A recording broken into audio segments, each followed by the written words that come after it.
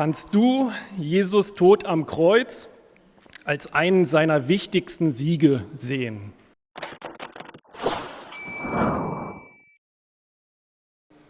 Jetzt denkst du vielleicht, was für ein Sieg am Kreuz? Sein Sieg über den Tod kam doch erst bei der Auferstehung. Aus meiner Sicht war das ein weiterer Sieg. Davor war noch mindestens ein ganz wichtiger Sieg, ganz wichtig für uns. Lesen wir mal im ersten Brief von Johannes, Kapitel 5, Verse 4 bis 5. 1. Johannes 5, Verse 4 bis 5. Da steht: Denn alles, was von Gott geboren ist, überwindet die Welt. Und unser Glaube ist der Sieg, der die Welt überwunden hat.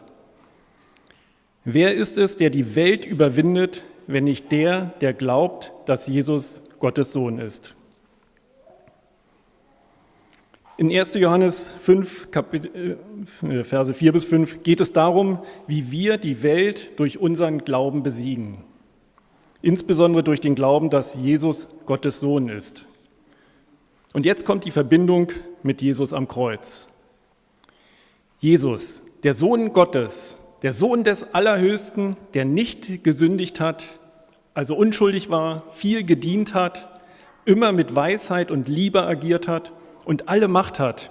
Er hätte jederzeit 10.000 Engel zur Hilfe holen können. Wenn wir also glauben, dass Jesus der mächtige Sohn Gottes ist und wir sehen, dass er trotzdem am Kreuz sich verletzen lässt, ja sogar schmerzhaft töten lässt, dann kann das unser Leben verändern. Dann können wir die Welt durch diesen Glauben besiegen. Überleg mal, wenn du verletzt wirst, wie reagierst du dann? Wie lange hättest du das mitgemacht, wenn du es jederzeit beenden hättest können? Wann hättest du gesagt, das ist mir jetzt zu viel? Wie lange würden wir es schaffen, ruhig zu bleiben und mit Liebe zu begegnen? Leider geht es bei mir schon recht schnell, dass ich ungehalten werde, schon wenn mich jemand nur nervt. Auf der Autofahrt hierher schon 3-mal mindestens. Aber da hat der Gegner oder der andere nicht gemerkt. Aber in der Familie ist schon ganz anders. Da vergesse ich recht schnell, was der Gegenüber mir schon alles Gutes getan hat oder dass sie eigentlich ihr Bestes versucht hat.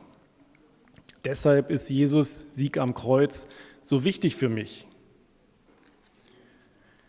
Das wäre eine Riesenuntertreibung, dass Jesus am Kreuz von den Leuten, die ihm das antaten, genervt sein könnte. Er ist mein Vorbild. Wenn er es schafft, in so einer krassen Situation ruhig zu bleiben, dann habe ich Glauben, dass ich es auch in meinen kleinen Situationen schaffen kann.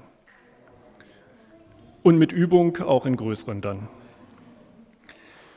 Trotz all seiner Macht und hohen Stellung hat sich Jesus nicht gewehrt, sich nicht gerechtfertigt und hat schon gar nicht zurückgeschlagen. Er ist ruhig geblieben.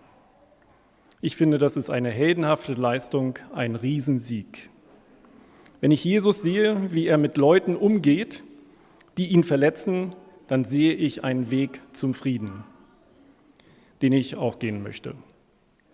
Er sagt einfach und glaubt das mit Sicherheit auch: Vater, vergib ihnen, denn sie wissen nicht, was sie tun. Das möchte ich auch glauben können, vergeben, weil sie nicht wissen, was sie tun. Dieser Glaube wäre ein großartiger Sieg.